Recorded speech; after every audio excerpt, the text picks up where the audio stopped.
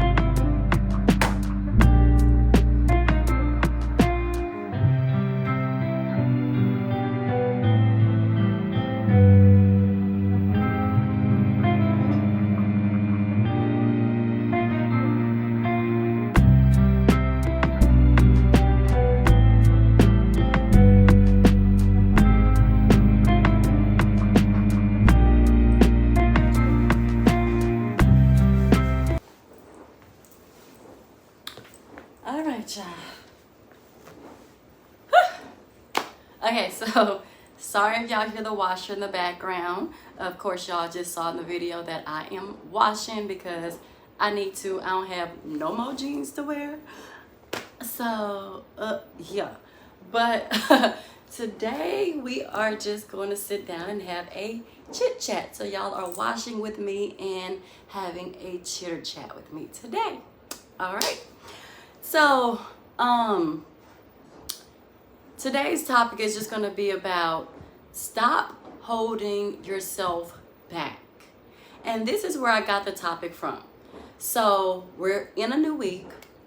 Last week, I had an interview for a job opportunity on Tuesday. So last Tuesday, I went to the interview, murked it, aka nailed it, aka did my big one. So by the grace of God, I had my whole little presentation, and it revolved around the word snack. I had to actually present in front of a second grade class because that's my specialty, kindergarten, first grade, and second grade. So the principal, the head principal, when I went to the job fair, she gave me the opportunity, gave me her card and everything, set up the interview process, and then yeah, so it was Tuesday. So met her at the job fair, came there, did my presentation. She observed me in the classroom. The head principal, she is the one who did my observation, and she took down some notes and basically, yeah, observed. Once again, she graded me, in essence, I guess you can say that. So she graded me based on how I presented myself in front of a classroom. Did I get to the point? Was I punctual? Was I precise? Things of that sort. So it was only a 15-minute presentation. So she wanted me to do reading and comprehension. She told me I could choose between math or reading, but since I specialize in reading, I went ahead and did reading, though I absolutely love, love, love math. So I did reading because that's what I've been practicing for 4 months, right? And again, I did great, very, very great. I was proud of myself. And I was punctual and all of those things that she was looking for on her grading scale. So we get back to her office and she had me read through some things, and then she asked me a question from the guidelines and the things that I read, and she asked me, what do I think would be the most challenging thing in the classroom? And I told her, making sure the students stay attentive. I noticed that I had struggled with that or had challenges with that during my presentation, but I was able to catch them in the nick of time, the students who are wandering off and trying to get into other things as children do. And I was able to grasp their attention again and get them back focused to complete my lesson.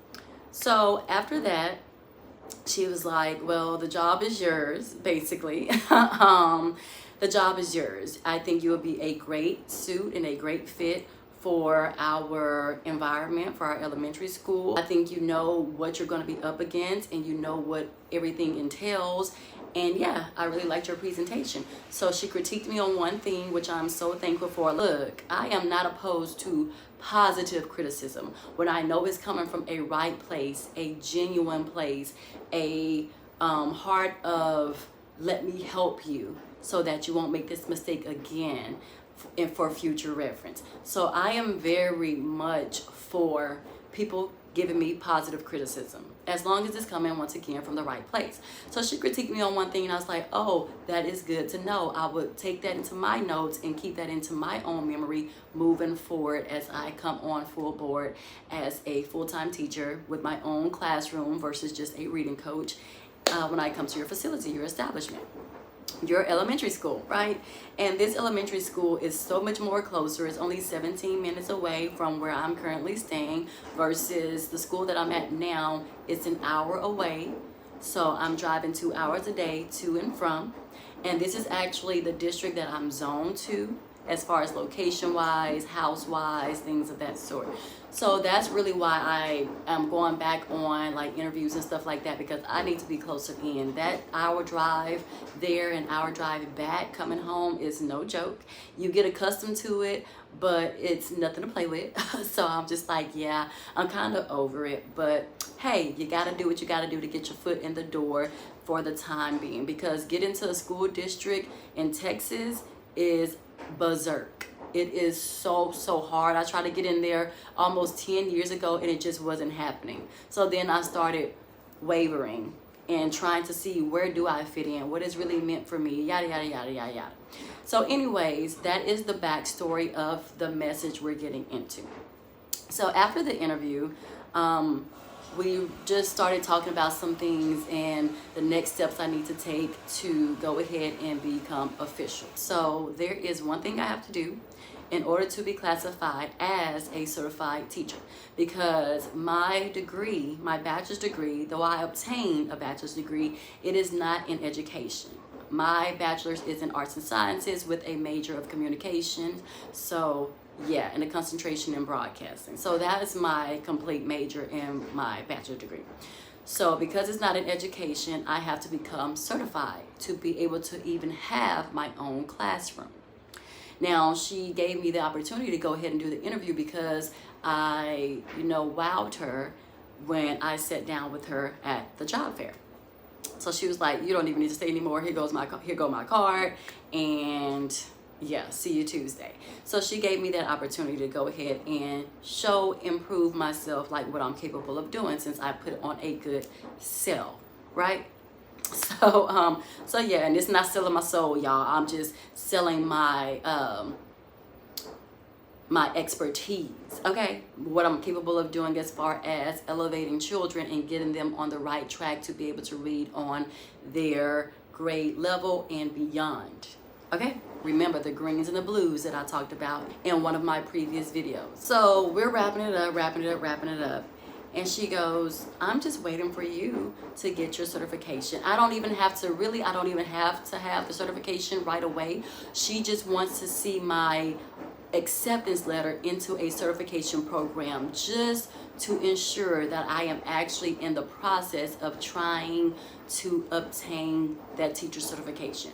Because in Texas, if you don't know, there's a new superintendent for this specific school district.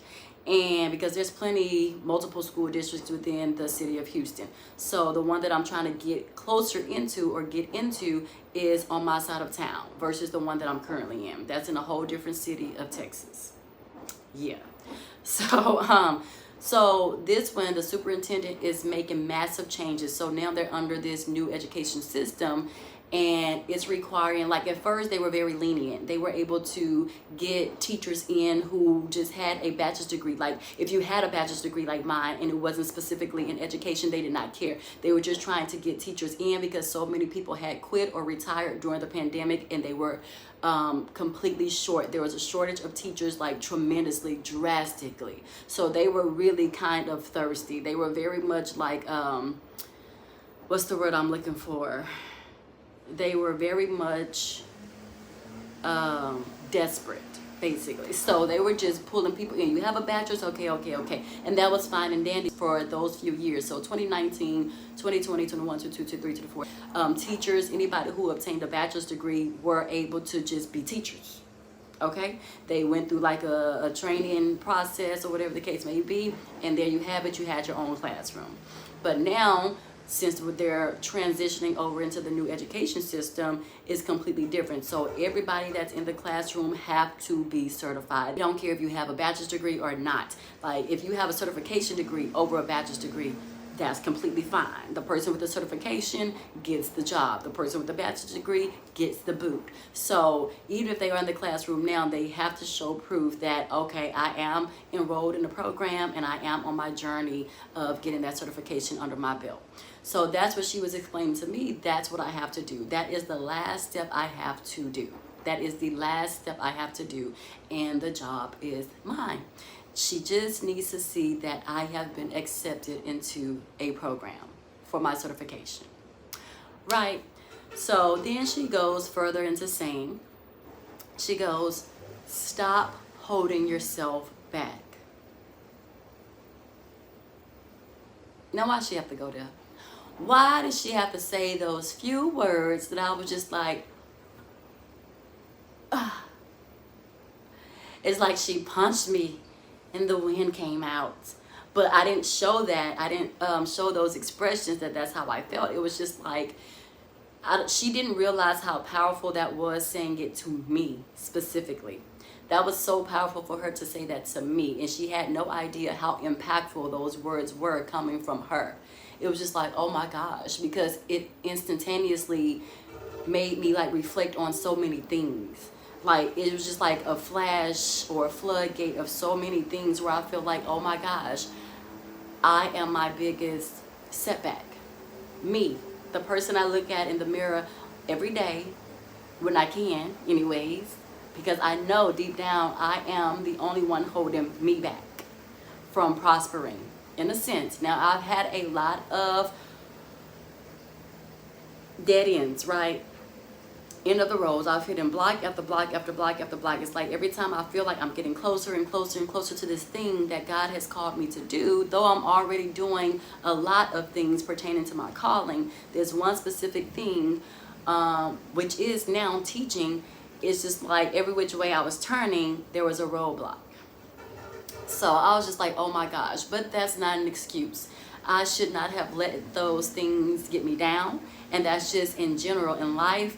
As I think we all have taken like curveballs or had curveballs thrown our way, just have dealt with so many things, dealt with tragic, we've grieved, we've cried, we've gone through sorrow, we've gone through this and that, we've gone through just wanting to curse people, as far as just like, ugh, I just cursed like the day that I was born almost, because we just go through so many things, and we do, and it's a part of life. It's unfortunate, but it's a part of life.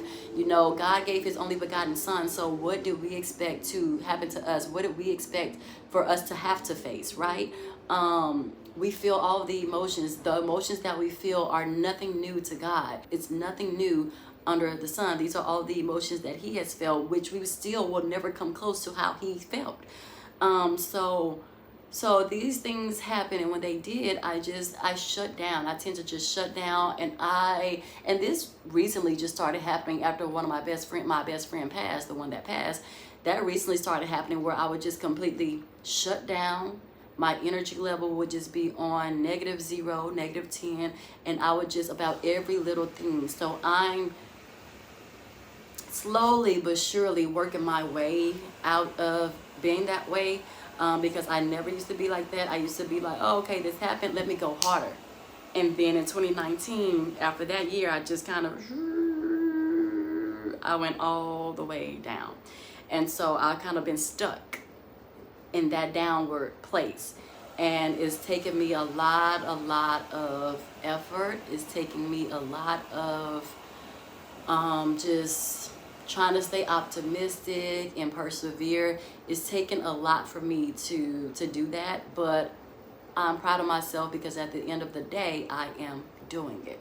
And I know that I am working towards becoming the best version of me, a better version of me, versus this sad version all the time, this closed off and isolated version of myself, which is not me at all. Like, if y'all were to meet me between my college years, not even that. Well, yeah, my college years, because even in boarding school, I was very outgoing and personable, and I had personality and this and that. But because it was such, like, not necessarily a culture shock, really, it was just, okay, I'm here by myself. I have my brother, but then my brother graduated, and so now I'm really living, you know, now I am here by myself. So it's just like trying to accustom and adjust and see where do I fit here, this and that, and just trying to figure things out. From that standpoint, it kind of made me kind of slightly become an introvert, but at the same time, I was still popular, and I was still very, like I said, had a personality, very bubbly and stuff like that, and genuinely so. And then when I went to college, I was, man, y'all would have been like, oh yeah, that's my dog, that's my dog. Right? And then after that, during college, I started to understand life a little bit more and see people for who they were and just understand how people really operate. So I started peeling back piece after piece and just kind of becoming an introvert slowly but surely, but still had a lot of myself, still had a lot of life, a lot of joy, a lot of laughter in me, versus how I am now. I still possess those characteristics and those traits. I don't think that's ever gonna go, but it just has to be around the right group of people, and I have to truly feel like they are sent and ordained to be in my space and in my presence by God. So yeah, it's just like after that I just kind of became very closed off and kind of shut myself off, and rightfully so. I had many reasons to do so, you know, like I just said, people showing me who they really were, not to be trusted, people trying to make a mockery out of you, people trying to hate on you because they feel intimidated by you or inferior to what they deem to be successful on your behalf and stuff like that. So people who I felt like I thought we were close, they showed their true colors and began to show their tails. So I had to like remove myself from that. But you know, those things still reside within me. But yeah, I just kind of lost my way a little bit, and now I'm on the path of finding it. And in finding it is just like I said, going back to what the head principal said. But yeah, so when she said that, it was just like, wow, like I don't think we really sit down and take the time to truly process and marinate on those things, as my dad would like to say, marinate on ourselves and what the true cause of our lack is, where it comes from, where did this derive from. And really it's us. It is us. We hold ourselves back a lot. I hold myself back a lot. And to be honest, I was able to break down quite a few things. And as much as I want to be successful, I'm kind of intimidated by success a little bit because, you know, just looking around, not even just now with everything that's going on now, this has been how I felt for a long time. And my auntie used to get on me about this, and I would overlook what she was saying. Like I would take it into consideration, but overlook it at the same time. Like, nah, she don't know what she's talking about. But deep down, I really know that I really knew that she knew what she was talking about. I just didn't want to admit it. But she was like, stop being afraid of success. And then my mom backdoored and confirmed it. Two different situations, both of them had told me the same thing. So my mom backdoor was just like, it was a confirmation. She was like, stop holding yourself back. Stop being afraid of success. You are afraid of success. You want success, but you really are afraid to obtain it. And that's true, because I always felt like I don't want to change when money comes in my hand. And I've seen so many celebrities and so many people with money, it seemed like they change when money gets placed in their hands. And I'm like, weren't you just talking about God, and now you no longer go to church because you're flying here, here, here, here. Now all of these worldly things and the things that you enjoy come before God. Now, I don't really know what was happening behind closed doors. Maybe they were praying on their knees and stuff, like Mary say. What they don't know is when I get home and get behind closed doors, I get on my knees and pray to, you know, something like that. That's how it go. I can't remember verbatim, but when I hear the song, I'm like, the words start flowing to me. But right now, I'm just like coming off top. Yeah, but I know the beginning starts off like that. And when I get home, I get behind closed doors. Then I'm on my knees and I pray. Something like that, y'all. Something to that extent. Y'all know what I'm talking about. Maybe they do that. But again, they do it behind closed doors, so I would never know. But before you got that money, you was publicly worshiping and praising God. Now you have the money and you don't. And I've seen that with other people too, just everyday people who work in hospitals and like nurse administration or nurse phlebotomists and stuff like that. When they get those positions and start making the money that they've always desired, and dreamed of making, they stopped going to church. Ain't seen them in nobody church house in over a year and a half. They go online, and like I said, to each its own, right? If that's what truly works for you, then by all means do it. But for me, I need to be in church physically to feel the word in the sermon. But yeah, it's like people stop coming to church, and that's what I really be afraid of, the things that follow when you become successful. Like, I don't want to ever stop going to church. I don't want to ever stop praising God. And I feel like to an extent with money comes resistance of those things, and loss of who truly comes first, and who even put you in this situation or place you in this situation to be able to have the money that you have. I don't ever want to lose sight of that. So I realized in a way that yes, I have been holding myself back for multiple reasons. And some may think that that's ignorant, that's stupid, or whatever the case may be, but that is my truth. That is the reason. That's the root cause of why it's like, yeah, I want to be successful and I want this money. I know what I'll do with this money, but at the same time, I'm actually scared to make that type of money. But, you know, I can't put fear above anything, and I've heard that on so many other people's platforms. The gentleman Phil Kofer, and I really don't like saying people's names, because I feel like people come on my page, and when I speak in light of someone, like shed their light, then they go look them up and then try to find whatever derogatory thing to spew on their platform. So I kind of stopped saying names, but PC, and now I'll say his initial now before I get upset, because I don't like when people do that. Now that is what's ignorant to me. But anyways, so yeah, PC, he's very good about saying, like, do not put fear over anything. Like, fear does not come above God. The God we serve is greater than anything that this earth and this world and these people have to offer. So do not let that get above, and just always stay consistent, and keep your eye focused on the prize, which is the Lord, which is getting into those heavenly gates. So I'm processing that, and I am interpreting that to be the truth. That is the truth, the light, and the way, honestly.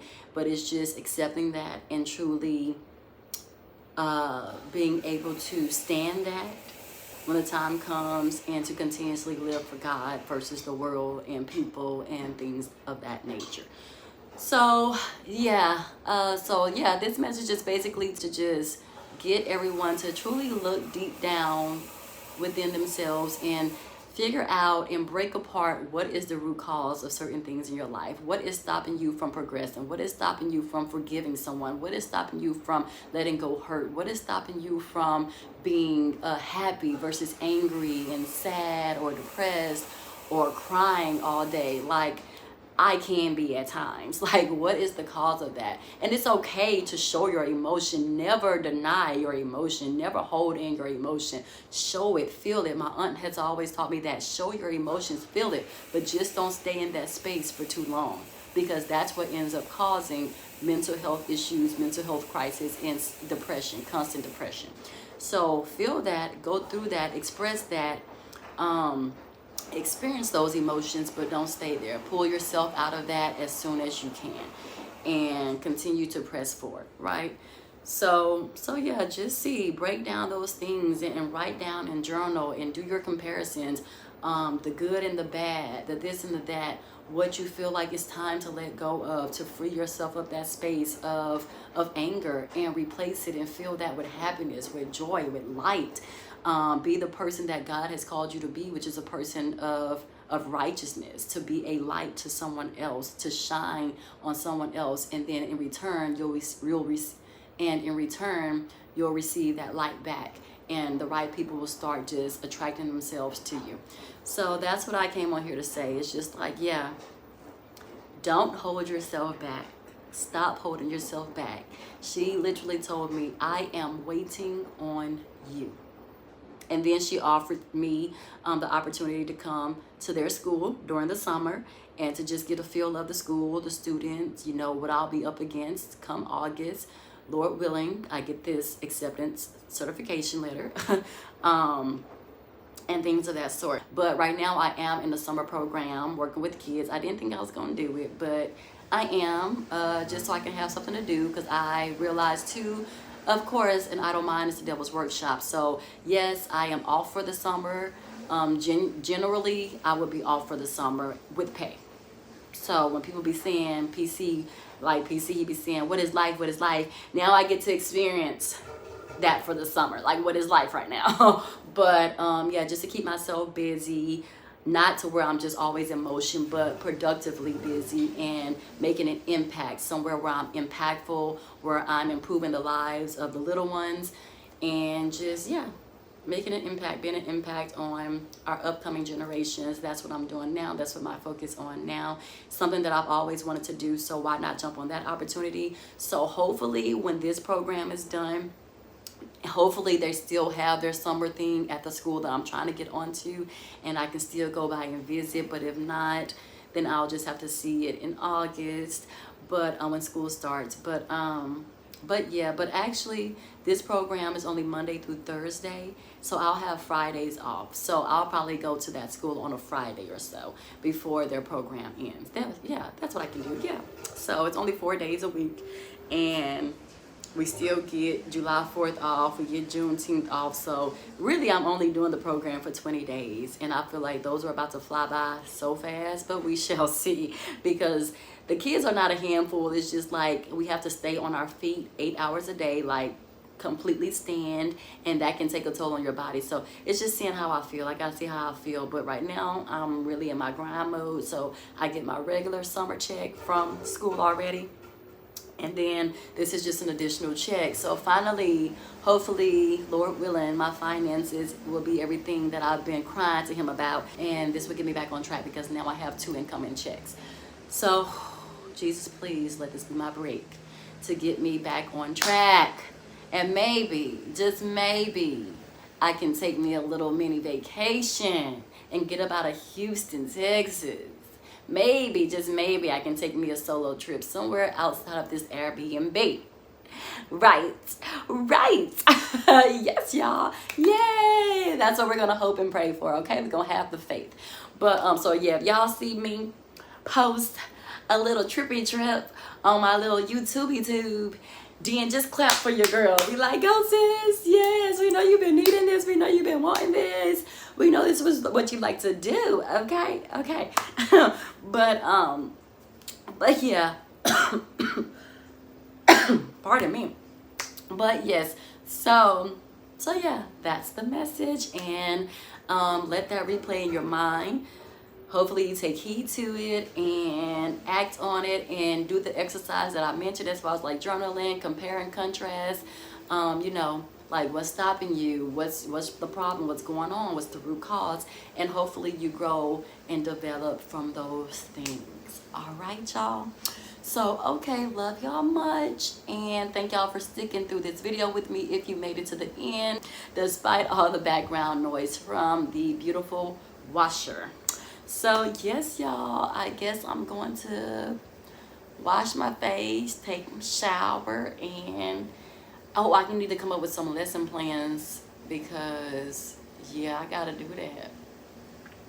Okay, y'all, I hope y'all have a great, beautiful day. Love y'all much. Take care, stay safe, stay prayed up, pray for yourselves and your families, and until next time, love buds. Oh, y'all see my mama them, honey, that's why I gotta get me a hotel or go travel somewhere, because being at this Airbnb is too accessible. Like, it's been okay, but I got bombarded by my daddy and my uncle, and I'm so grateful that they wanted to check up on me and make sure I was okay over here. And it's always good to have incoming traffic, so that people on the outside can know that, hey, no, she is not here by herself. Yeah, she know people up the street, blah blah, even though my parents not really, well, they like 20 minutes away, but it technically is really still kind of up the street. It's really not that far when you think, like, when you actually drive it. But so yeah, I'm grateful for that, and it was cool. They brought me food and stuff, but at the same time, it's just like, oh my gosh, I just want to be here by myself. And then the day after that, they came back and then they came with my mama. So it's like, oh my goodness. So yeah, they came and brought new pillows, y'all, to add on with this pillow. And then they brought, I don't know if y'all look back at another video and see that these curtains were not here, so she went to the store and bought these curtains, and my dad had to install the curtain rod and then put on the curtains and stuff. And she had to be here to help him center the rod perfectly and put it in the right place. So they came and bombarded me again, and I'm just like, y'all, I just wanted Friday and Saturday and Sunday to myself. That's it. Now, because I didn't have those to myself, now I gotta extend my stay to Monday, Tuesday, Wednesday, and I'm gonna leave Wednesday because we have a guest coming in on Friday, and we need that time frame, that one day. We need to block that out in order to clean. So, yeah, I just wanted that time to myself. So yeah, unfortunately, even though I didn't want to spend money, I am going to have to get me a hotel after all, because that's the only thing that's going to work apparently.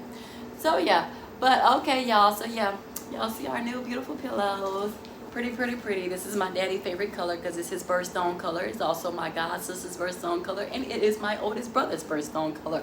All of those May babies. So yeah, they got the color green. Beautiful, beautiful, beautiful. I've even fallen in love with this color. My favorite color is ultimately pink. Okay, it used to be purple, which is so crazy, and then I transitioned all the way to pink, and purple is like it's cute, but not me anymore. But I've fallen in love with pink, and now this green is it's giving. It's been giving me life. Before the pillows, this color green has just been, my daddy has, yeah, put me on to that color. Okay, y'all, for real, love, light, and blessings, and peace out. I hope y'all have an amazing week.